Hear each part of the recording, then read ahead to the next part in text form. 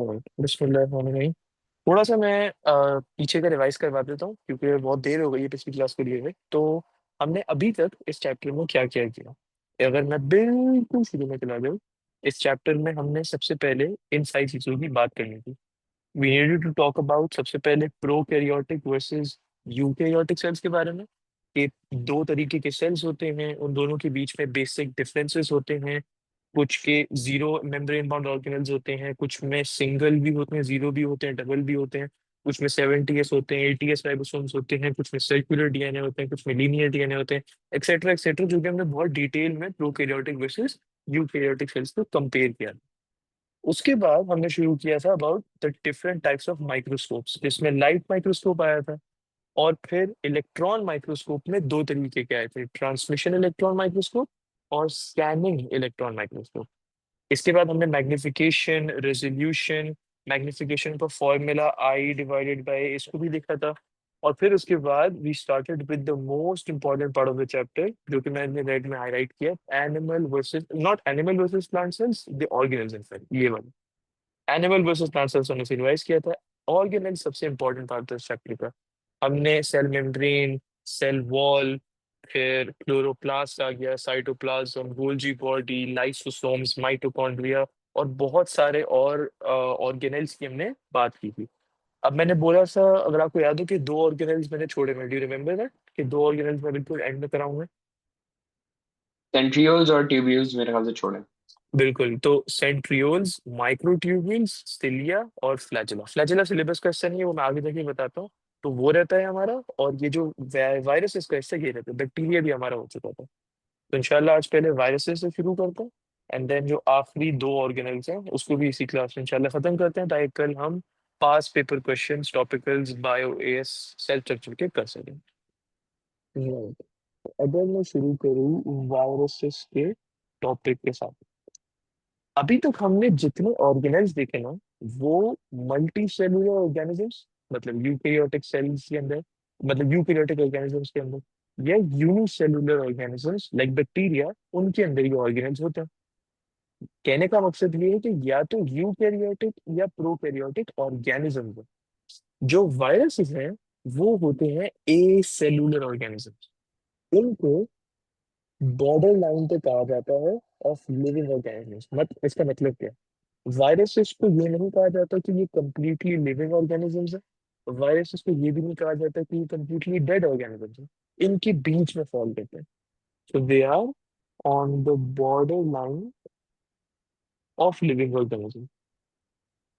वो इसीलिए क्योंकि आईजीसीएसई केमिस्ट्री में, अगर आपको सॉरी बायो में अगर आपको याद है, हमने थोड़ा सा वो देखा था आपने कि जो 7 चीजें होती हैं विच क्लासिफाई एन ऑर्गेनिज्म लिविंग और dead, nutrition, excretion, reproduction, movement, sensitivity, वो सब याद आ रहा है आपको? जी। तो ये सारी चीजें होती हैं जो अगर किसी ऑर्गेनिज्म वो कर पाती है सारी चीजें, so we call them a living organism. Viruses ये सारी चीजें कर तो पाती हैं, लेकिन तभी जब वो एक होस्ट सेल के अंदर होती हैं। जब वायरसेस एक होस्ट सेल के अंदर नहीं होती हैं, तो they act as a dead organism.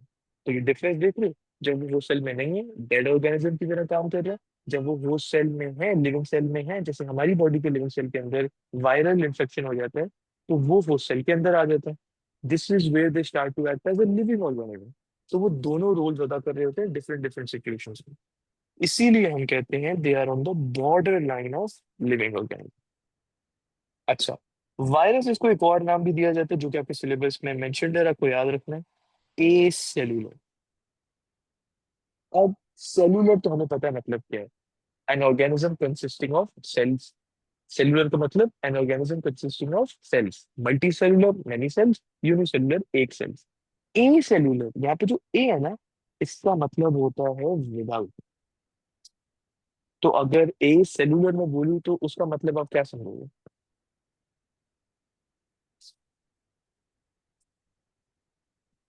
Without cell, मतलब विदाउट सेल, वन सेल। बिल्कुल। वन सेल भी नहीं, अगर वन सेल होगा तो हम कहेंगे यूनिसेलुलर। ए सेलुलर का मतलब विदाउट सेल। वायरसेस ऐसे ऑर्गेनिज्म होते हैं जिनका कोई सेल ही नहीं होता। उनका स्ट्रक्चर अभी मैं बताता हूँ, बगैर किसी सेल के, लेकिन उनमें कोई सेल नहीं होता है, इसलिए उनको ए सेलुलर ऑर्गेनिजम्स बोला जाता है, ए का मतलब होता है विदाउट। अब वायरसेस की साइज क्या होती है? वायरसेस की साइज होती है 20 नैनोमीटर से लेके 300 नैनोमीटर तक। वायरसेस के अंदर सबसे पहले तो मैं वायरस का स्ट्रक्चर यहाँ पे बनाता हूँ। वायरस के स्ट्रक्चर में सबसे पहले उसके बीच में जो आता है, in the centre of the viral cell और the virus, is the genome. इसे कहते हैं जीनोम या जेनेटिक मटेरियल। तो मैं यहाँ पे लिख देता हूँ, स्ट्रक्चर ऑफ वायरस। सबसे पहला जो स्ट्रक्चर है वायरस के अंदर वो है जीनोम। जीनोम का मतलब होता है the genetic material of the organism. इसका मतलब कि जैसे हमारा जीनोम है डीएनए और आरएनए, बैक्टीरिया का जीनोम है डीएनए और आरएनए। आरएनए प्रोटीन्स बनाने के लिए यूज होता है, हम आगे जाके देखेंगे आगे वाले चैप्टर्स में। जेनेटिक मटेरियल ये जीनोम वायरसेस में या तो होता है सिंगल स्ट्रैंडेड डीएनए, या तो होता है सिंगल स्ट्रैंडेड आरएनए, या तो होता है डबल स्ट्रैंडेड डीएनए या डबल स्ट्रैंडेड आरएनए। तो चार ऑप्शंस होते हैं। वायरसेस इन चार में से कोई एक हो सकता है, सिंगल स्ट्रैंडेड ये डबल स्टैंडर्ड। सबसे पहले तो ये है ना, ये डिफरेंशिएशन है बिटवीन डिफरेंट डिफरेंट वायरसेस। कुछ वायरसेस के अंदर जेनेटिक मटेरियल एक स्ट्रैंड का बनाते हैं, कुछ में दो स्ट्रैंड का बनाते हैं, तो सिंगल स्ट्रैंडेड और डबल स्ट्रैंडेड। ये जेनेटिक मटेरियल क्या है, डीएनए या आरएनए, बस ये दो ही जेनेटिक मटेरियल्स होते हैं। अगर सिंगल स्ट्रैंडेड है तो क्या है, क्या डीएनए है, क्या आरएनए। और अगर डबल स्ट्रैंडेड है तो भी क्या है, डीएनए है या आरएनए। तो यहाँ पे देखो, एक, दो, तीन या चार। वायरस का जीनोम अगर पता करना है तो चार पॉसिबिलिटीज हैं। सिंगल स्ट्रैंडेड या डबल स्ट्रैंडेड पहले देखना होता है कि कौन सा है। अगर सिंगल स्ट्रैंडेड है तो डीएनए या आरएनए, डबल स्ट्रैंडेड है तो डीएनए या आरएनए। तो वो बिल्कुल वायरस के बीच का होता है। अभी के लिए मैं एक सिंगल स्ट्रैंडेड डीएनए बना देता हूँ कुछ इस तरीके से। नंबर टू, जेनेटिक मटेरियल के अराउंड एक लेयर होती है प्रोटीन मॉलिक्यूल्स की। ये जो जेनेटिक मटेरियल मैंने बनाया है ना, इसके अराउंड एक लेयर होती है प्रोटीन मॉलिक्यूल्स की। और वो इंडिविजुअल प्रोटीन मॉलिक्यूल्स को हम बोलते हैं कैप्सोम्स। इनको जब ड्रॉ करते हैं तो इनको बॉल्स की शेप में ड्रॉ करते हैं। ये एक रिंग स्ट्रक्चर बना लेते हैं, कैप्सोमियर्स। ये वो लेयर है around the Janet just around the genetic material. अगर मुझे कहना हो कि इस एक बॉल का नाम क्या है, दिस इज अ कैप्सोमियर। और एक कैप्सोमियर एक प्रोटीन मॉलिक्यूल होता है। अब अगर बहुत सारे कैप्सोमियर्स जैसे मैंने यहाँ पे बनाए हैं एक रिंग स्ट्रक्चर में आ जाते हैं, तो इस पूरी लेयर का नाम बन जाता है कैप्सिड लेयर। इस पूरी लेयर का नाम बन जाता है कैप्सिड लेयर। ये है तीसरा स्ट्रक्चर का नाम, कैप्सिड लेयर। तो अगर कोई पूछे आपसे what is the difference between capsomeres and capsid layer, capsid layer is made of individual capsomeres. ये डिफरेंस है इसका। नंबर फोर, कभी कभार, अगेन आई रिपीट, कभी कभार कुछ वायरसेस में ऐसा होता है कि कैप्सिड लेयर के ऊपर भी एक और लेयर होती है। वो मैं अभी रेड कलर से बना देता हूँ। कुछ इस तरीके की वो लेयर दिखती है। इस लेयर का नाम है फॉस्फोलिपिड बाइलेयर। आपको स्कूल में अभी तक क्या सेल मेम्ब्रेन्स का टॉपिक पढ़ा है एएस लेवल का, चैप्टर 4? नहीं। नहीं, सही है। तो इसके लिए ये जब हम पढ़ेंगे फॉस्फोलिपिड बाइलेयर, ये आपको बिल्कुल एक्सट्रीम डिटेल में समझ आएगा सेल मेम्ब्रेन वाले टॉपिक में। अभी के लिए मैं बता देता हूँ, किसी भी सेल मेम्ब्रेन को अगर हम देखते हैं ना, जैसे अगर हम हमारे ही सेल के सेल मेम्ब्रेन को देख लें, सेल मेम्ब्रेन बन के अंदर होता है एक फॉस्फोलिपिड बाइलेयर। फॉस्फोलिपिड बाइलेयर का मतलब क्या है? सबसे पहले ये वर्ड को समझते हैं, बाइलेयर। बाय का मतलब होता है टू, इसलिए बाइलेयर का मतलब होता है टू लेयर्स। अब ये फॉस्फोलिपिड का मतलब क्या है? फॉस्फोलिपिड दो वर्ड से बनता है। सबसे पहले तो फॉस्फेट और ऊपर से लिपिड्स।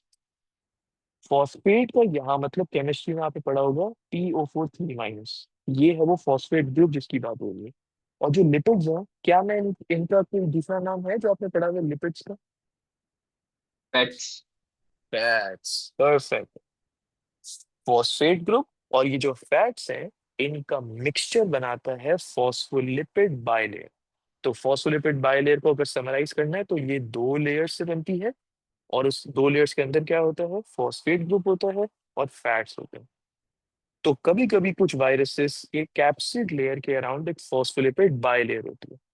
ये फॉस्फोलिपिड बाइलेयर में आप देख रहे होगे कि एकदम से ऊपर सी हो गई, एकदम से इस तरीके का शेप बन गया जो मैं अभी रेड मार्कर से ड्रॉ कर रहा हूँ, फिर एकदम से इस तरीके का बन गया, and then like this, and then like this. मतलब कहीं कहीं से phospholipid bilayer is stretched outwards.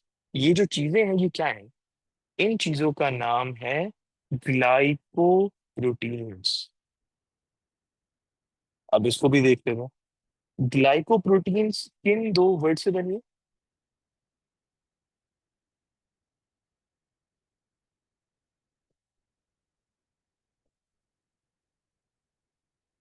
एक वर्ड बता दो जिससे वो बनी, दूसरा मैं बता देता हूँ। ये यहाँ पे प्रोटीन्स लिखा हुआ है, इसका ग्लाइकोजन, मतलब ग्लाइकोजन। मतलब कार्बोहाइड्रेट्स जो होते हैं। Carbohydrates, correct. और दूसरा प्रोटीन। प्रोटीन्स। ग्लाइकोप्रोटीन्स का मतलब होता है कि ये वो चैनल प्रोटीन होते हैं। आगे जाके हम इस सब के बारे में देखेंगे कि डिफ्यूजन की भी अलग अलग किस्में होती हैं।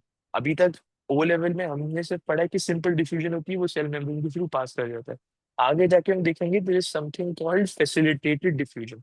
फैसिलिटेटेड डिफ्यूजन में चैनल प्रोटीन्स लाइक ग्लाइकोप्रोटीन्स काम होते हैं। उसकी टेंशन लेनी नहीं है, आगे जाके वो डिटेल में होगा। अभी के लिए क्या समझना है? Viruses, every single virus has a genome, genetic material, which is either this or this.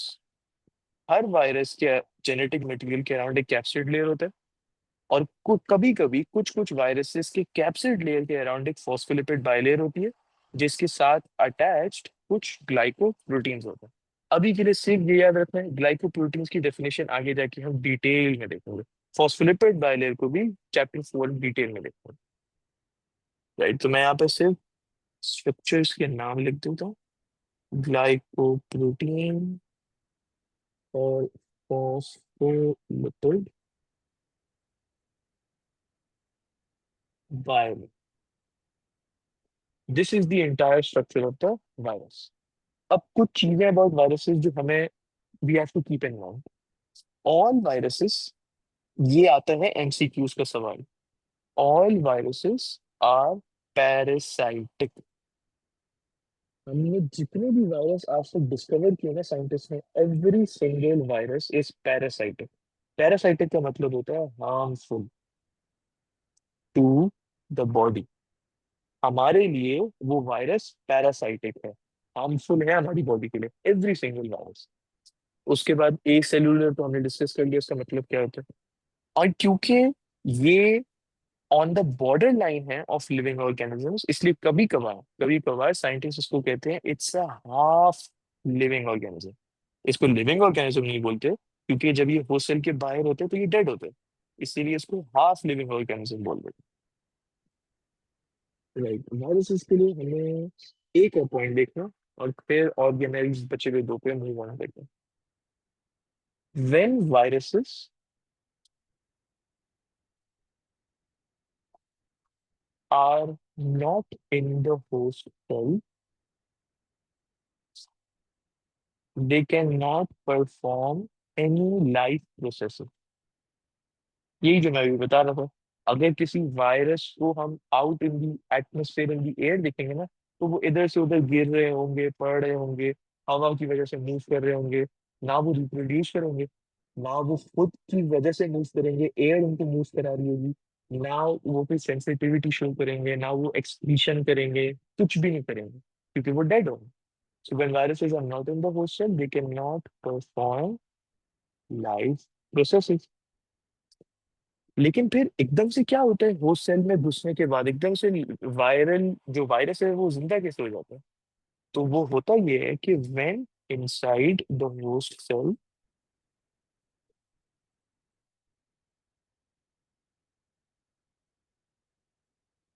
The viral DNA, इसको पहले मैं सब कंप्लीट कर लेता हूँ, फिर मैं एक्सप्लेन करता हूँ। The viral DNA takes over the host cell's DNA and starts making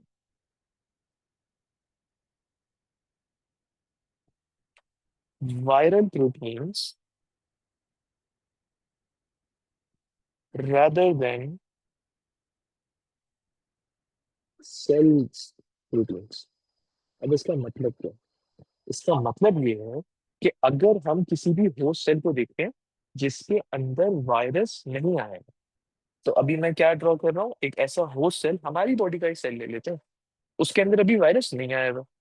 हमने देखे बहुत सारे ऑर्गेनेल्स होते हैं, राइबोसोम्स भी होते हैं, न्यूक्लियस भी होता है, न्यूक्लियस के अंदर क्रोमोसोम्स भी होते हैं।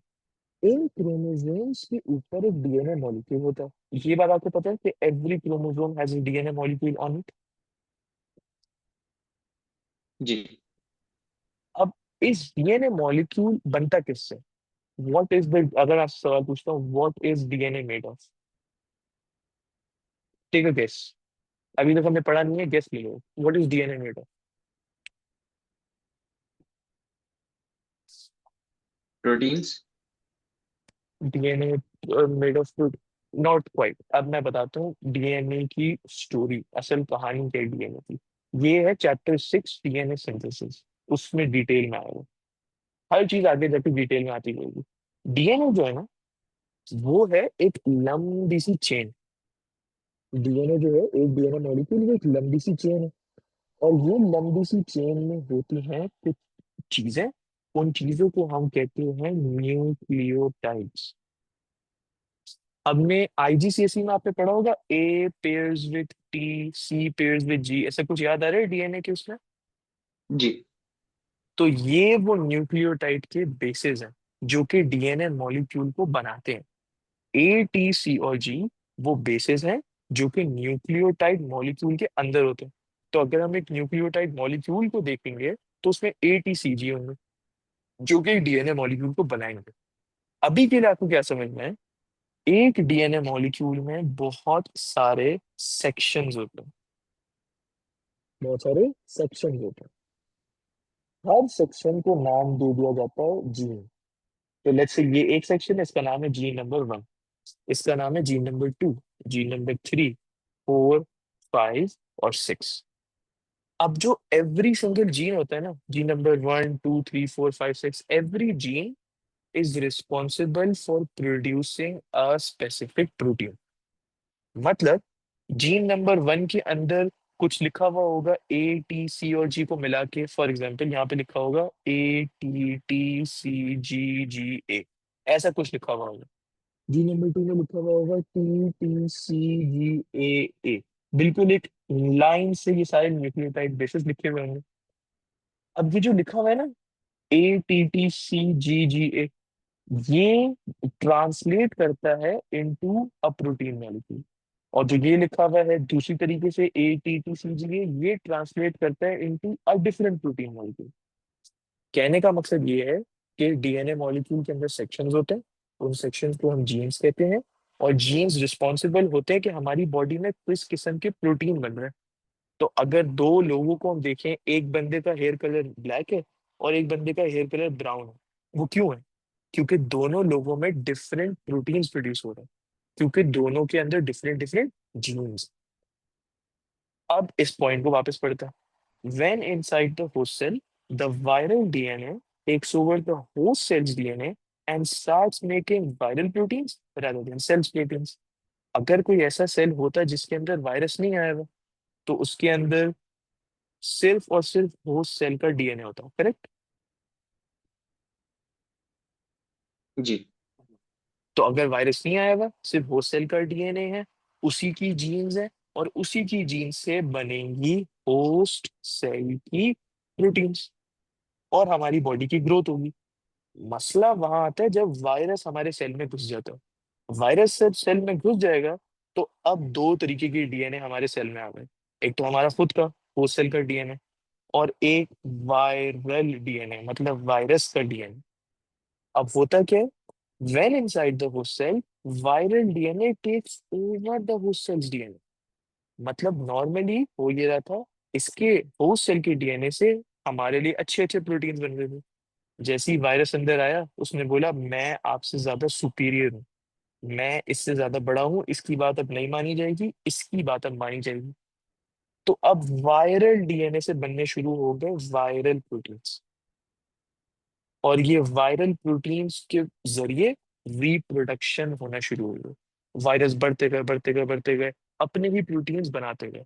अब वो सेल की तो डीएनए की बात मानी नहीं जा रही, तो वो सेल की प्रोटीन्स भी नहीं बनेंगे।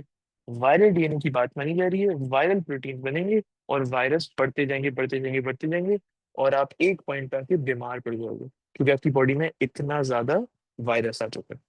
तो ये वाला पॉइंट आपकी वाला समझ आएगी जो मैंने लिखा हुआ है यहाँ पे। जी। ओके, तो ये वायरस का टॉपिक मैं खत्म करूंगी। राइट। अच्छा, मुझे एक चीज समझ में नहीं आई। अब जो आखिरी दो थे ऑर्गेनल, जिसमें से पहला ऑर्गेनल का नाम है माइक्रोट्यूब्यूल्स। अब ये थोड़ा सा मुश्किल है, आई नो, पहली बार आप पढ़ रहे हो, थोड़ा सा मुश्किल हो सकता है, लेकिन ध्यान से सुनना, इंशाल्लाह समझ आ जाएगा। Microtubules and microtubule organizing centres, MTOC। अब मैंने यहाँ पे दो चीजें लिखी हुई हैं। पहले तो मैंने लिखा हुआ है माइक्रोट्यूब्यूल, और दूसरा मैंने लिखा हुआ है माइक्रोट्यूब्यूल ऑर्गेनाइजिंग सेंटर। माइक्रो का M, ट्यूब्यूल का T, ऑर्गेनाइजिंग का O, और सेंटर का C। MTOC। तो ये माइक्रोट्यूब्यूल ऑर्गेनाइजिंग सेंटर्स को मैंने शॉर्ट फॉर्म में यहाँ पे लिख दिया MTOC। ये दो अलग अलग चीजें, एक एक करके देखते हैं। सबसे पहले we will talk about microtubule।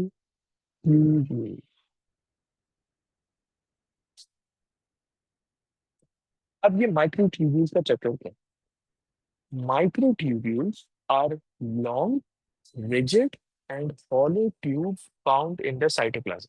मैं रिपीट करता हूँ, microtubules are long, rigid and hollow tubes found in the cytoplasm। मतलब ये साइटोप्लाज्म के अंदर मिलती हैं, और ये ट्यूब्स होती हैं, जो कि लॉन्ग भी होती हैं, आसानी से टूटती भी नहीं, रिजिड भी होती हैं, और अंदर से खोखली होती हैं, हॉलो होती हैं, उनके अंदर इतनी ज्यादा जगह नहीं होती। तो दे आर, सबसे पहले तो लॉन्ग, उसके बाद रिजिड, और उसके बाद हॉलो। तीनों क्वालिटीज है ट्यूब्स में फाउंड इन द साइटोप्लाज्म।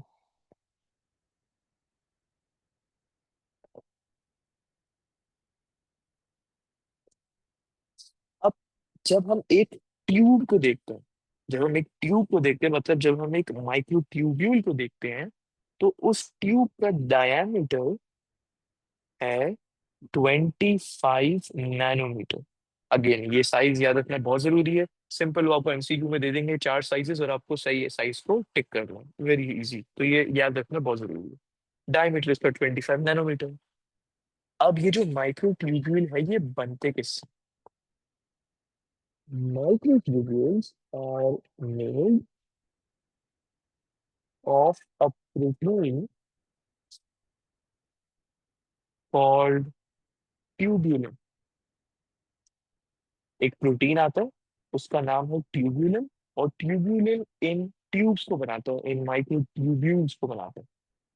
अब ये जो प्रोटीन है ना ट्यूब्यूलिन, इसके दो फॉर्म्स होते हैं। So there are two forms of the tubulin protein. तो इस प्रोटीन की ही दो किस्में हैं, और वो दो किस्में क्या हैं? सबसे पहले तो आता है अल्फा ट्यूब्यूलिन, और बीटा ट्यूब्यूलिन। अच्छा, अब एक बहुत जरूरी चीज, जब आप एग्जाम में बीटा ट्यूब्यूलिन लिखोगे, अगर आप इस तरीके से लिखोगे ना, बीटा ट्यूब्यूलिन, तो ये जो है ना, ये बी है। अगर आपने बी लिखा है ना, तो एग्जामिनर ने ये लिखा होता है मार्किंग स्कीम में, किसी गलत मार्कर में आपने लिखना है इस तरह। ये जो लाइन है, जो स्टिक है बी की, ये नीचे जानी चाहिए। ये होता है बीटा, ये जो मैंने बनाया, और ये होता है द लेटर बी। अगर आपने लेटर बी लिखा है तो उसका मतलब है B turbulent. B turbulent exist नहीं करता है, बीटा ट्यूबुलेंट एग्जिस्ट करता है। तो ये लाइन नीचे लेके जाना बहुत जरूरी है, वो मार्क क्यों देगा इसकी बेसिस में। अब अगर ट्यूबुलेंट एक प्रोटीन है, तो अल्फा ट्यूबुलिन और बीटा ट्यूबुलिन भी तो इस प्रोटीन की किस्में हैं। तो क्या मैं इन दोनों को प्रोटीन्स बुला सकता हूँ?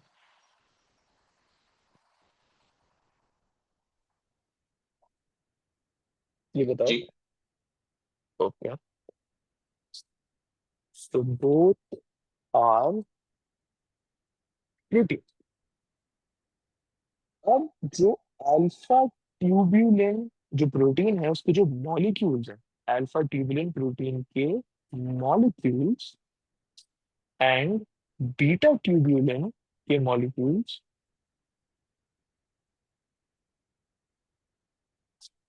Combine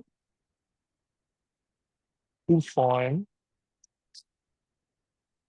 dimers. अच्छा, अब यहाँ पे पॉज करते हैं। माइक्रोट्यूब्यूल किससे बनते हैं? ट्यूबुलिन नाम के एक प्रोटीन से। ट्यूबुलिन की दो किस्में हैं, अल्फा ट्यूबुलिन और बीटा ट्यूबुलिन। दोनों, both alpha tubulin and beta tubulin play a role in producing microtubule. Again, both alpha tubulin and beta tubulin play a role in producing microtubule. ऐसा नहीं है माइक्रोट्यूब्यूल में सिर्फ अल्फा है और beta नहीं है, नहीं, दोनों हैं। इसीलिए हम कहते हैं they are made of tubulin. अच्छा, तो अब हम यहाँ तक पहुंचे कि अल्फा ट्यूबुलर और बीटा ट्यूबुलर मॉलिक्यूल्स क्या करते हैं कि वो कंबाइन कर लेते हैं और एक चीज फॉर्म होती है जिसे कहते हैं डाइमर। डाइमर को बोला जाता है double molecule. Dimer is simply like a fancy word of same double molecules, क्योंकि जो डाई है, डी आई का मतलब होता है टू, और मर्स का मतलब होता है मॉलिक्यूल्स। तो डाइमर्स मतलब टू मॉलिक्यूल्स या डबल मॉलिक्यूल्स। सो मैं एक डाइमर का एक शेप दिखा देता हूँ। ये एक सर्कल, ये एक और सर्कल। ये होगा अल्फा ट्यूबुलर और ये होगा बीटा ट्यूबुलर।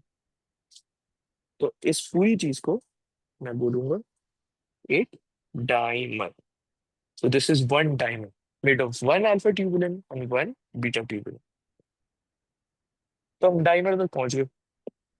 नाउ ऐसे बहुत सारे डाइमर्स बनते हैं। फिर क्या होता है? बहुत सारे डाइमर्स बनने के बाद the dimers are then joined end to end to form the long protofilament. अब यहाँ पे बहुत सारे कीवर्ड्स हमें देखने को मिल रहे हैं, मैं एक एक करके सारे हाईलाइट करता हूँ।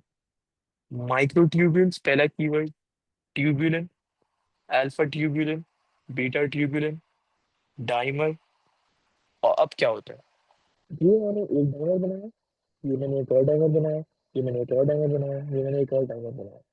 अब इस स्टेज में होता ये है कि सारे के सारे डाइमर एक साथ आके अटैच हो जाते हैं एक दूसरे के साथ। अब जब वो एक साथ आके अटैच कर जाते हैं तो यहाँ पे देखो ये एक लंबी सी चेन नहीं बन रही? जी बिल्कुल बन रही है। ये डबल मॉलिक्यूल्स जो कि एक डाइमर है, ऐसे बहुत सारे डाइमर ज्वाइन करते हैं, लंबी सी एक चेन बना लेते हैं।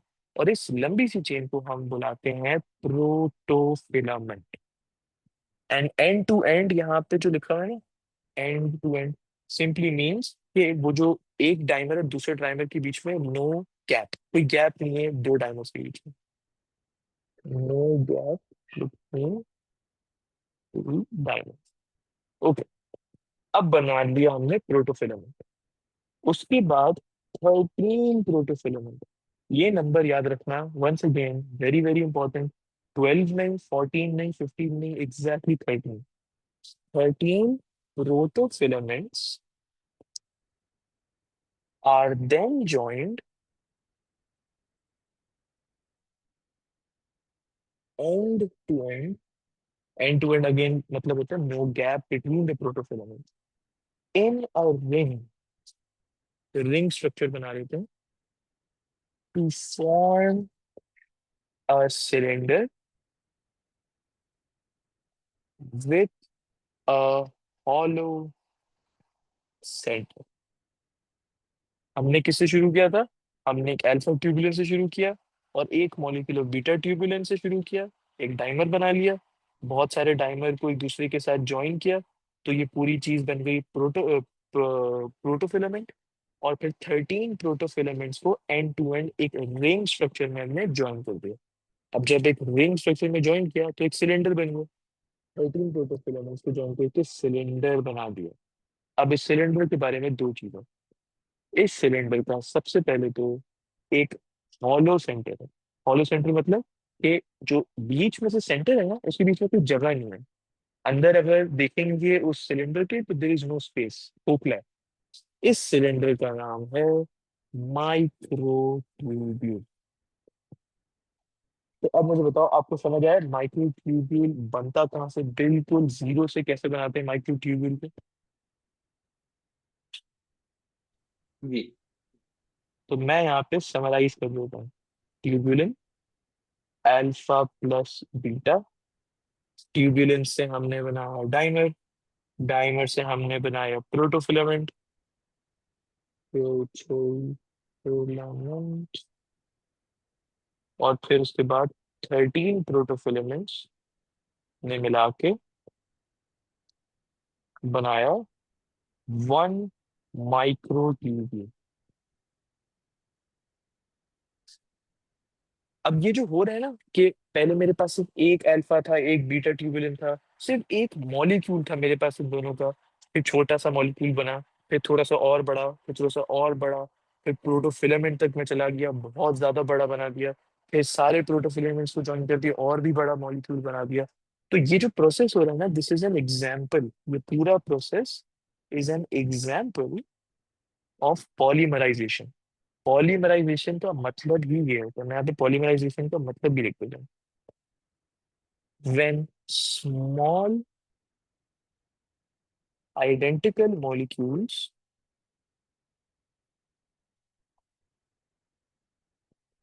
are joined end to end to form large molecules, और वो यहाँ पे हो रहा है। आइडेंटिकल मॉलिक्यूल्स थे डाइमर, और वो छोटे भी थे, उन्होंने ज्वाइन किया, प्रोटोफिलामेंट बनाया, so on and so fourth, and में हमारा गोल अचीव हो गया माइक्रोट्यूब्यूल को बनाने का। अब हमने स्ट्रक्चर तो देख लिया इस ऑर्गेनेल का, लेकिन अब इसका फंक्शन देखना बाकी है। So what is the function of microtubules? Function number one, microtubule support provide करता है और सेल को शेप देता है। जैसे सेल वॉल भी सेल को शेप देता है ना, उसी तरीके से माइक्रोट्यूब्यूल भी सेल को शेप देता है। Not in the same way but in a different way. Function दोनों का सेम है, अलग अलग तरीके से। सेल वॉल और माइक्रोट्यूब्यूल अलग अलग तरीके से सपोर्ट और शेप सेल को प्रोवाइड करता है। It provides support cell shape. Function number two, ये माइक्रोट्यूबुल्स एक बहुत जरूरी रोल अदा करते हैं in the beating mechanism of cilia and flagella. तो मैं पहले ये लिख देता हूँ फिर बताता हूँ। Play an important role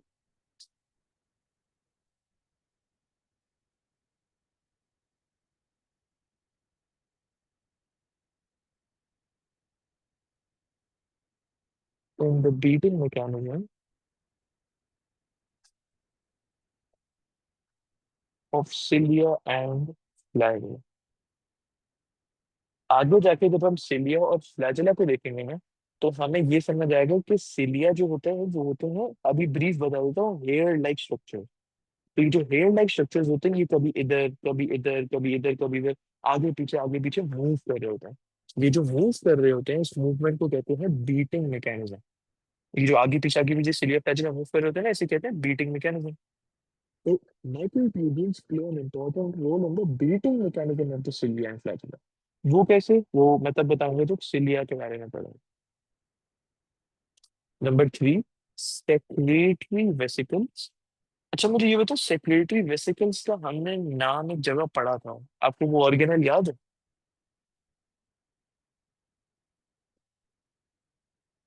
Golgi body. Golgi body, बेहतरीन। सेक्रेटरी वेसिकल्स गोल्जी बॉडी में पढ़ा था, जो गोल्जी वेसिकल्स हैं। Very good. So secretory vesicles can be transported to other parts of the cell. अब ये जो Golgi vesicles for example is also secretory vesicle, ये जो निकले हैं, अगर इनको ट्रांसपोर्ट करना हो to other parts of the same cell, तो ये क्या करेंगे, माइक्रोट्यूब्यूल जो सिलेंडर है ना, उसकी बाहर वाली सरफेस के साथ चिपक जाएंगे, और चिपकते चिपकते मूव करेंगे। जैसे अगर आपके पैर में लगी होती है, तो कैसे आप दीवार को सपोर्ट यूज करके आगे बढ़ते जाते हैं ना, वैसे ही ये मॉलिक्यूल सेक्रेटरी वेसिकल्स माइक्रोट्यूब्यूल की सरफेस के साथ चिपक जाएंगे, और आराम आराम से आगे बढ़ते हैं। तो माइक्रोट्यूब्यूल का इसमें भी रोल है। So secretory vesicles can be transported to other parts of the same cell by traveling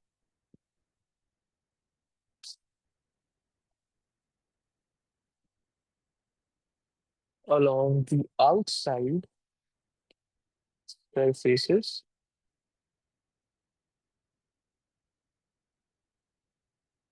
of microtubules। और इस तरीके से हमने सिर्फ माइक्रोट्यूब्यूल को यूज करके फॉर्म कर लिया एक इंट्रासेल्युलर ट्रांसपोर्ट सिस्टम। हमने फॉर्म करा एन इंट्रासेल्युलर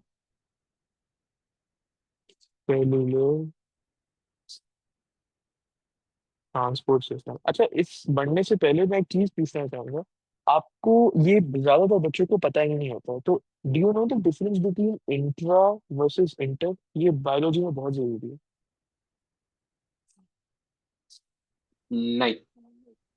तो एक एग्जांपल से मैं समझाता हूँ। सपोज आपके स्कूल में एक कंपटीशन हो रहा है मैथ्स का, और उस कंपटीशन का नाम है inter school competition. Inter school competition का मतलब ये है कि उस शहर में या उस मुल्क में जितने भी स्कूल होंगे ना, वो एक दूसरे के साथ compete करेंगे। School A versus school B versus school C. Inter school meaning school के बीच में। अगर मैं यहाँ पे लिखूं इंट्रा स्कूल, इंट्रा स्कूल का मतलब है कि उस स्कूल के अंदर छोटी छोटी टीम्स बनेंगी, और वो एक दूसरे से लड़ेंगी। So inter school I am talking about many schools, intra school I am talking about one school. वैसे यहाँ पे अगर यहाँ पे लिखा हुआ है इंटर सेल्यूलर ट्रांसपोर्ट सिस्टम, अगर लिखा हो इंटर सेल्यूलर, तो क्या इसका मतलब एक सेल हो गया या बहुत सारे सेल हो गए? बहुत सारे सर। बहुत सारे सेल। इंट्रा सेल्यूलर का मतलब क्या होगा? एक सेल। एक सेल। तो इंट्रा सेल्यूलर ट्रांसपोर्ट सिस्टम का मतलब है कि उस सेल के अंदर, वो जो एक सेल है उसके अंदर का ट्रांसपोर्ट सिस्टम हमने यहाँ से बना दिया माइक्रोट्यूब्यूल्स को यूज करके। अच्छा, अब इस टॉपिक में मैंने एक और चीज भी लिखी थी, और वो थी माइक्रोट्यूब्यूल ऑर्गेनाइजिंग सेंटर्स, MTOC। अगर इस सेंटेंस को वापस पढ़ो ना, इस नाम को, माइक्रोट्यूब्यूल ऑर्गेनाइजिंग सेंटर्स, मतलब ये वो सेंटर्स हैं जहां पे माइक्रोट्यूब्यूल ऑर्गेनाइज होते हैं। बहुत सिंपल, नाम से ही हमने इनका फंक्शन पता लगा लिया। So the assembly of microtubules, जहाँ पे माइक्रोट्यूब्यूल्स असेंबल होते हैं, ये जो पूरा प्रोसेस था, डाइमर, ट्यूबुलेंट, प्रोटोफिलामेंट, 13 प्रोटोफिलामेंट, ये जो पूरी असेंबली का प्रोसेस है, the assembly of microtubule from tubulin molecule, जिससे हमने स्टार्ट किया था, is controlled by specific location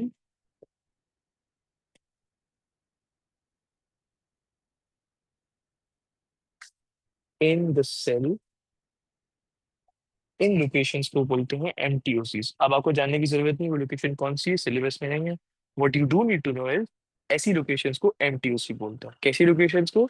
जहाँ पे माइक्रोट्यूब्यूल्स की असेंबली कंट्रोल होती है। ज्यादा माइक्रोट्यूब्यूल बनाने हैं, कम बनाने हैं, कैसे बनाने हैं, किस तरीके से बनाने हैं, कब बनाने हैं। सो ये पूरी असेंबली से रिलेटेड सारी चीजें माइक्रोट्यूब्यूल की MTOC में बनती हैं और डिसाइड भी होती हैं।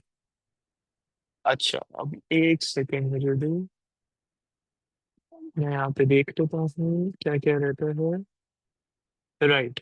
तो मैं ज्यादा एक्सट्रीम फास्ट जाने की कोशिश बिल्कुल भी नहीं करूंगा, क्योंकि इसका मतलब होगा ये कि हम कंसेप्ट पे थोड़ा कॉम्प्रोमाइज करेंगे। कोई मसला नहीं है अगर कल सिलियस फ्लैचेलर कर लें, एक हम चीज आज कर सकते हैं, छोटा सा टॉपिक है, और वो है सेंट्रियोल और सेंट्रोसोम का टॉपिक।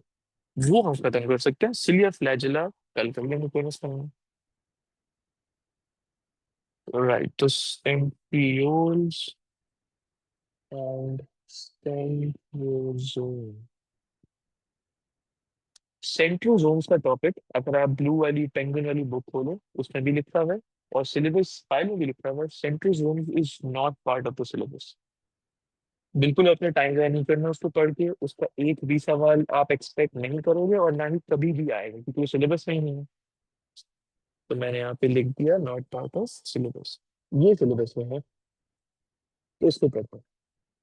अब सेंट्रियोल की सबसे पहले हम देख लेंगे लोकेशन। माइक्रोट्यूब्यूल्स की लोकेशन याद है आपको, मैंने बिल्कुल शुरू में लिखी थी।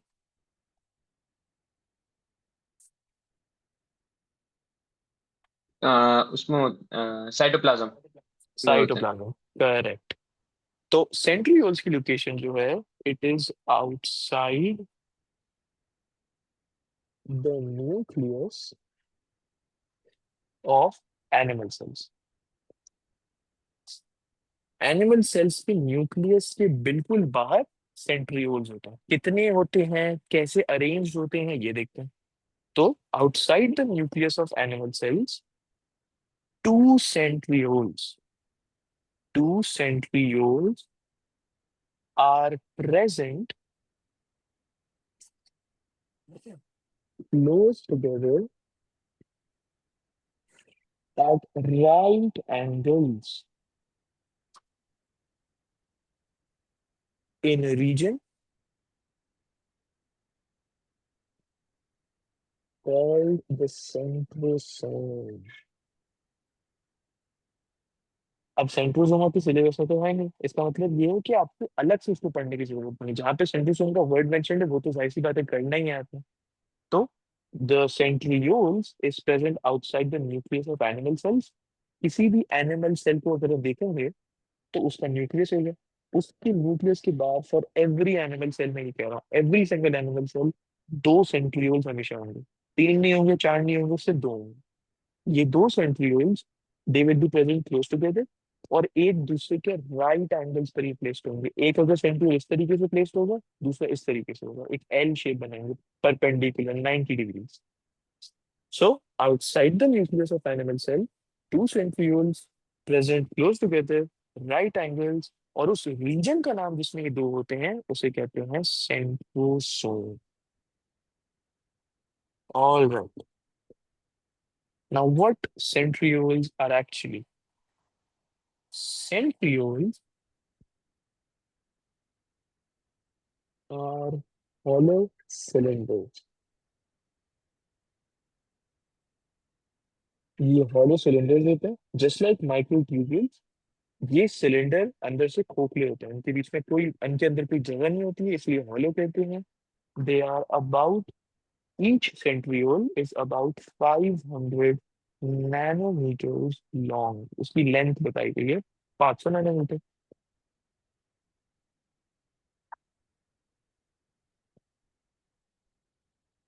ये सेंट्रियोल बनता किससे? दिस इज फॉर्म्ड, अब ये सबसे ज्यादा इंटरेस्टिंग पार्ट है, this is formed from a ring of short microtubule. ये वही है जो भी हमने ऊपर पढ़ा है, वही वाले माइक्रोट्यूब्यूल्स।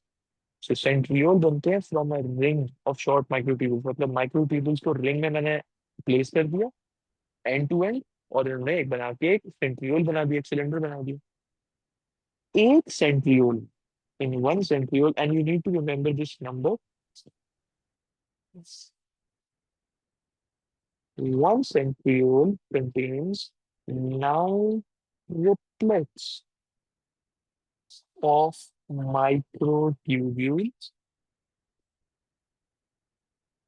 अगर ट्रिपलेट्स हो, ट्रिपलेट्स का मतलब क्या होता है, 2 या 3 या 4, क्या मतलब होता है ट्रिपलेट्स का?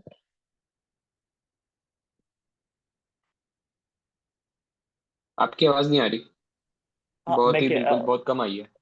मैं कह रहा हूँ कि ये जो ट्रिपलेट्स लिखा हुआ है, लाइक जैसे डबलेट्स होते हैं, ट्रिपलेट्स होते हैं, ट्रिपलेट्स का मतलब क्या होता है, 2 और 3 और 4? मतलब थ्री जॉइंट मॉलिक्यूल्स या कुछ कह सकते हैं ऐसी। बिल्कुल, ट्रिपलेट्स का मतलब होता है कि थ्री मॉलिक्यूल जॉइन टुगेदर, बिल्कुल ठीक। जैसे हम कहते हैं ट्रिपलेट बॉन्ड हुए हैं, मतलब कि तीन बच्चे एक साथ पैदा हुए। ट्रिपलेट्स का मतलब ये है कि इन दिस केस तीन माइक्रोट्यूब्यूल एक साथ जुड़े हुए, एक दूसरे के साथ तीन माइक्रोट्यूब्यूल अटैच है। लेकिन यहाँ पे लिखा हुआ है नाइन ट्रिपलेट्स, मतलब कि तीन, उसके बाद एक और सेट होगा तीन का, एक और सेट होगा तीन का, ऐसे करते करते करते नौ सेट बन जाएंगे तीन माइक्रोट्यूब्यूल्स ईच के। तो टोटल में कितने माइक्रोट्यूब्यूल्स बन जाएंगे?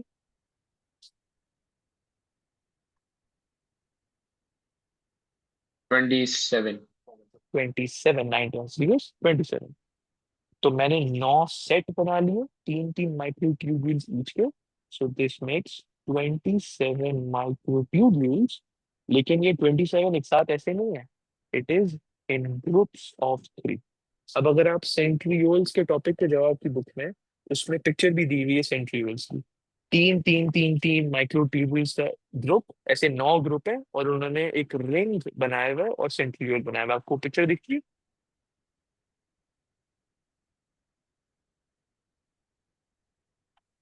जी। है, राइट। अब मैं सेंट्रियोल के फंक्शन पे आ जाता हूँ। सेंट्रियोल्स का फंक्शन क्या होता है? माइक्रोट्यूब्यूल्स के तो हमने फंक्शन देख लिए थे यहाँ पे। सेंट्रियोल का क्या फंक्शन है, जो कि माइक्रोट्यूब्यूल से बनते हैं? उनका फंक्शन है, दे आर यूज्ड